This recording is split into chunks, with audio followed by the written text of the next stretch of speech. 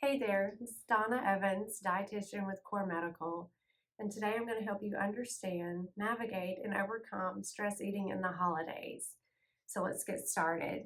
What is stress eating? What does this even mean?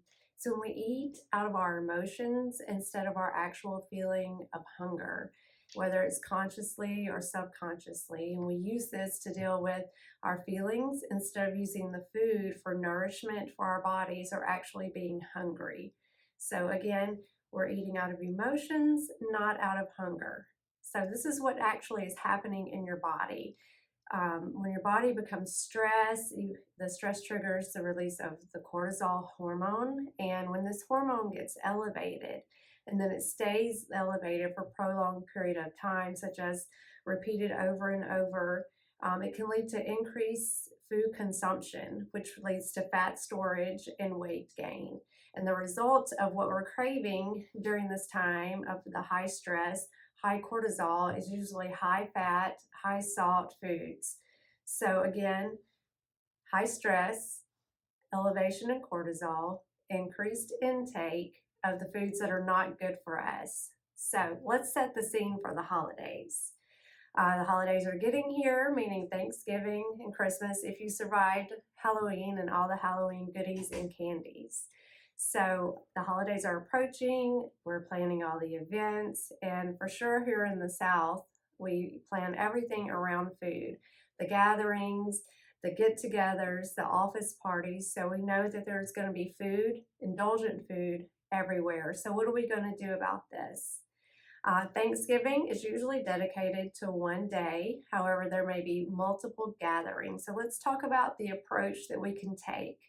The smartest approach can be up to you. So one option is to just eat the food just in smaller portions as you would any other meal when you're trying to have a healthy lifestyle or decrease your intake because you're trying to lose weight or maintain weight. And this sounds good in theory.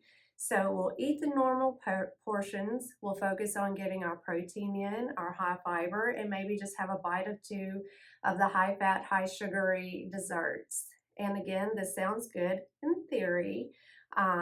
Or there's option number two, which is the one that I highly recommend because the first option is usually sounds good, but knowing and doing are two different things. So we know we should do good, but we just, may be tempted to not. So option two is a good way to map out the holiday gatherings. So we know we're going to consume more during this season of time. So let's back up and set a plan prior to. By this time, we need to already be on the bandwagon pretty good. But I usually say the ending of summer, beginning of fall, get ahead of the game.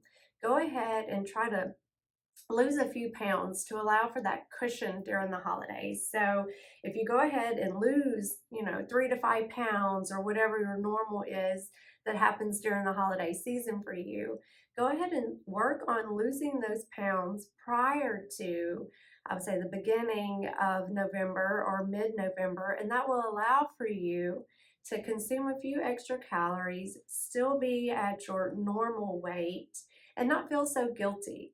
So again, start ahead by dropping the pounds ahead of time to allow yourself that cushion. Maybe set yourself a goal. I know I'm going to gain 5 pounds between November and January the 1st. So let me go ahead and start now, the end of summer, and just watch what I do, watch what I eat, watch my portions, focus on protein and fiber leading up to the stress eating, to the holidays of indulgent food, okay?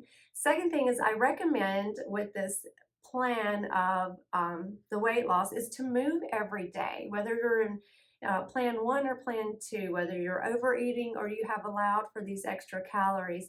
Movement, especially after large meals, is it's key. It helps with insulin resistance.